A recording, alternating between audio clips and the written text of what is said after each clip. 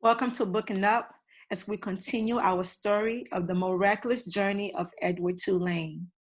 In chapter 2, we learned that Edward did not like to be called a bunny. He found this to be derogatory to the extreme. I wonder why, and I wonder what does this mean.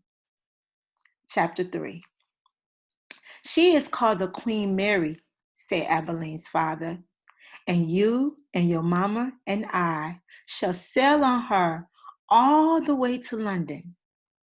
What about Pellegrina? Said Abilene.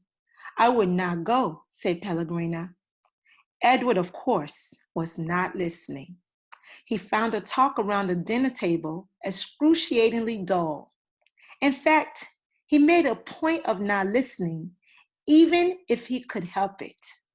But then Abilene did something unusual, something that forced him to pay attention.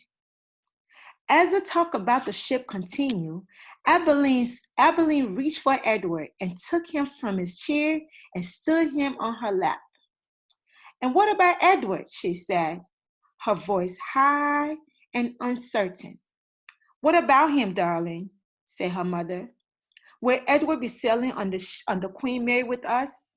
Well, of course, if you wish, although you are getting a little old for such things as China rabbits. Nonsense, said Abeline's father jovially. Who would protect Abilene if Edward was not there? From the vantage point of Abeline's lap, Edward could see the whole table spread out before him in a way that he never could when he was seated in his own chair. He looked upon the glittering array of silverware and glasses and plates. He saw the amused and condescending looks of Abeline's parents. And then his eyes met Pellegrina's. She was looking at him in the way a hawk hanging lazily in the air might study a mouse on the ground. Perhaps the rabbit fur on Edward's ears and tail and the whiskers on his nose had some dim memory of being hunted, for a shiver went through him. Yes, said Pellegrina, without taking her eyes off Edward. Who would watch over Abilene if the rabbit were not there? That night, when Abilene asked, as she did every night, if there would be a story, Pellegrina said, tonight, lady, there will be a story. Abilene sat up in bed. I think that Edward needs to sit here with me, she said, so that he can hear too. I think that is best, said Pellegrina. Yes, I think that is best.